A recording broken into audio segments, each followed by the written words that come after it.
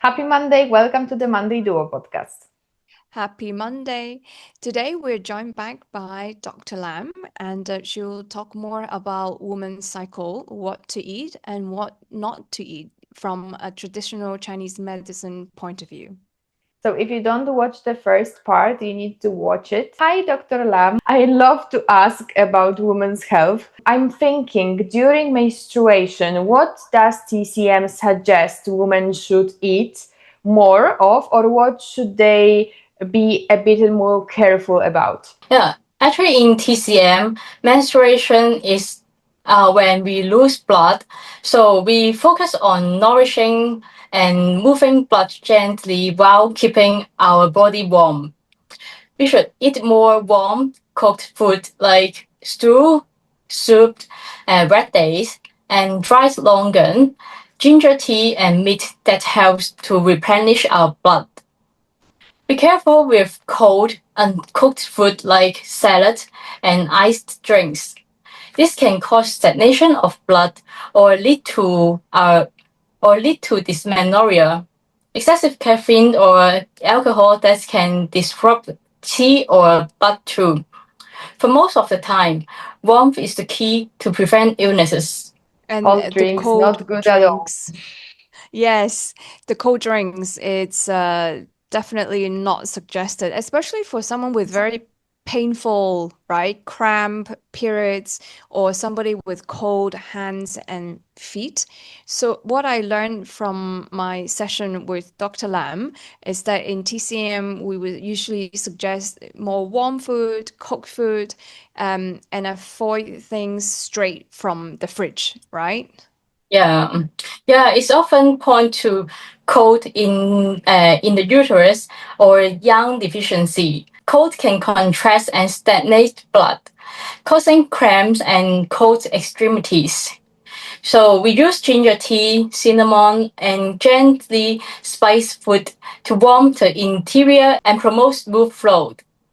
So say goodbye to iced tea, ice cream, Oh. and salad, especially For you, as the Magda. menstrual, yeah, especially in the menstrual period. Yeah. So if you suffer from dysmenorrhea, okay, you can place a hot water bottle on the lower abdomen, helps to relieve the pain too. Mm. Many patients see a deep improvement for just doing these shifts. I think like in Europe, people like eat a lot of ice creams, a lot of cold drinks. Yeah, Yes. So no. I remember myself when I on my period, I sometimes love to eat some ice creams or something like that. But Yeah, I especially during remember, period, you crave for ice cream. Don't know yeah, why. yeah, Because but it makes you happy. yeah, I but at the that's true. same time, right now I try to use the, warm things like warm meals, warm water. Even when I'm going on a training, I'm just like drinking warm water. And yeah, that's, I think right now it's changing. We are more aware what to put in our bodies here in Europe. But some years ago, we just don't care. We just eat what we want. And funny thing is, I also noticed this as well in a lot of the Asian airports. There are water fountains, and you can bring your own bottle. You can choose hot water, warm water, cold water, right? I see it in Hong Kong. I see it in other kind of Asian airports. Not everywhere, but some of the Asian airports. But then when you're in Europe, in the UK, you can only there's No. only hot cold water. It says like room temperature, but it's cold like ice. So Yes. there's nothing you can choose. Either early in the morning, if you're catching a 6 a.m. flight or like a 10 p.m. flight, you still need to drink that very cold water from the machine. So Yes, I yeah. think we are not aware here about the hot water. Like people are sometimes surprised when I said that I'm drinking hot water, or they are watching our podcast and they are asking me like, "You are like joking about this hot water, don't you?" So you need to become the Chinese baddie in Poland Yes. and help to educate this to your friends and in Europe too. And Dr. Lam, and what about women who are run hot? They get irritable, have headaches, or feel very hot around their period. Oh, in Western medicine, this is often grouped under the premenstrual syndrome, PMS. However, this is a quite different from the cold type we have just mentioned, where women feel cold hands and feet. For the hot patterns like liver heat and excessive heat, symptoms include irritability, headaches, red face, or feeling overheated. TCM suggests cooling, but not the food from the fridge. Okay, you should eat more cooling and calming foods like more green veggies, chrysanthemum tea, and mints to clear the heat. And you also have to avoid spicy, fried, and heating food like chili, barbecue food, or alcohol. That will add more fire. You have to nourish yin with the hydrating foods. Again, it depends on the full pattern. So personalized advice from a TCM doctor should be ideal for best results. Yeah, I think one of the tea Dr. Lam just mentioned might not be in Europe, right, Magda? So maybe you can opt into the mint tea or more green veggies. So suggest whatever you have next to you in your neighborhood or in your Yeah. supermarket. I think that would be easier to find. Um, Mm, and again, of course, it depends on your menstrual pattern because some people are some symptoms are more intense. Some people have very mild symptoms or they don't actually feel pain at all. So, like Dr. Lam said, personalized advice is best. So, you need to go to see a doctor, or for those who are in Hong Kong, you can visit Dr. Lam in Causeway Bay.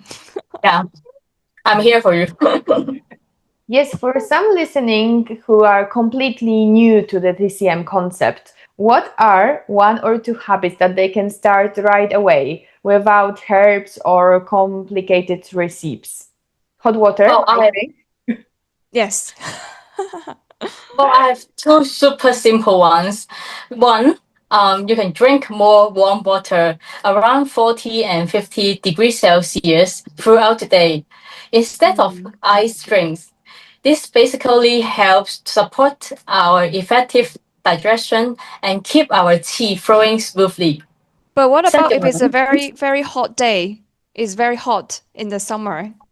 Can I'm oh, still we uh, trying start? to drink warm water. You asked me to do that. See. Yes. well, Yes. I think at some very hot day or when you go travel with your happy mind, you can have a little cold drinks. Yeah, and Less A ice. little, our just, travel just a audience, little. a little. Yeah.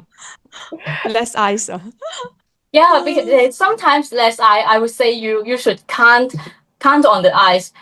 Because in Hong Kong the restaurant even you tell him to have some less ice drinks, they still give you a lot of ice. I would put away the ice myself. Just leave 4 or 5 ice in my Mm, drinks, so you would yes, yes. not be too cold for your drinks. Yeah. And when Yes, it's so so Yeah. hot, it melts already. Yeah. So when it smells, it's already become 15 around 50 degrees Celsius. So it would create less. It would bring you less harm in your digestion system. Mm. okay, so the Yeah. hot water is the first one. What is the second advice you can give? Yeah. So you should avoid wind and cold. So you have to keep warmth of your body. You should wear shorts and avoid cold floors and avoid wearing cropped tops. So Mm.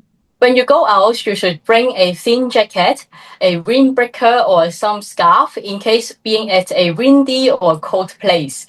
The reason for avoiding crop top is to show the stomach, right? To not to show Yeah. Mm, the tummy. Is yeah. there a reason why not to show the stomach? Is it important? Yeah. Actually, avoiding too much cold or wind on your skin, that helps to prevent the accumulation of cold on the belly part. So if Okay. you have accumulated too much cold, this may cause diarrhea, or Mm. you may have some stomach pain. Like digestion problem too, maybe Yeah. sometimes. Yeah.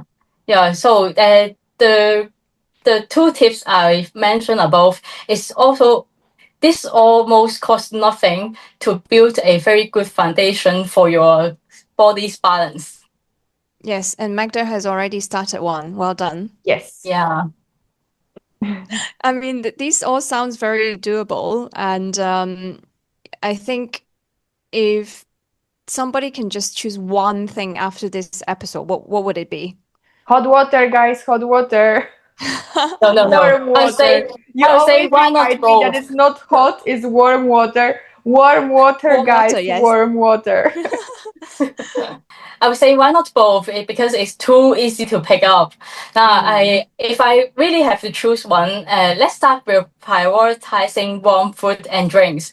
It warms our body inside and prevent dampness and many imbalances like fatigue and poor cycles. And it's a very easy daily shift that makes noticeable difference quickly. And what Yeah, I difference do think like you it's see, Magda? Yeah, I think it's really important because I remember when I starting eating warm things much Mhm. more than the cold ones, and I started to drink warm water. My hands and feet are getting like they are not so cold as it was before, and I had like less problem with my stomach, with my digestion as I had last year. So I see how my body is getting warmer and warmer through the warm food and warm water. And right now I understand that it needs to be warm to have a proper digestion. So for our audience, it's really an easy habit to put in your daily life. It costs nothing as a breath. You have it always by your side. So it costs nothing to incorporate those two habits into your daily life. Yes. And Dr. Lam, before we close, if you could give one piece of advice to our audience about bringing TCM into their everyday life, what would you say? My one piece of advice is traditional Chinese medicine was developed from real life experience over thousands of years. So don't wait until you're sick. Use it every day to gently enhance your life. And start with simple things like warm food and keeping your body warm. Live with it and you'll feel the difference. And try TCM next time for any illnesses or health improvement. Yeah, so Magda, are you going to try acupuncture again? Yes, I'm definitely trying that again. And I will love to meet Dr. Lam in person. Hopefully, I will be soon in Hong Kong so Oh, I can meet you in person. I will come to you to the clinic for a visit. oh, I will love to do that. And I'm so see you happy soon. you joined us last time and today. It was so nice 2 episodes with you. We are so happy. Well, thank you, Cecilia and Meta, for having me today. It was wonderful sharing with all of you. And remember, small, consistent changes can make a big difference to your health and well being. I totally agree with this, and I love it when Dr. Lam says it because people will listen more to doctors when they say it. So again, it's consistent change. It's our fourth guest to talk about being consistent. So I love that. And again, for those who are based here in Hong Kong, Dr. Lam's clinic is in Causeway Bay. So I will share all the information from her clinic and the bio below, so you will have everything. Thank you so much, Dr. Lam, for joining us.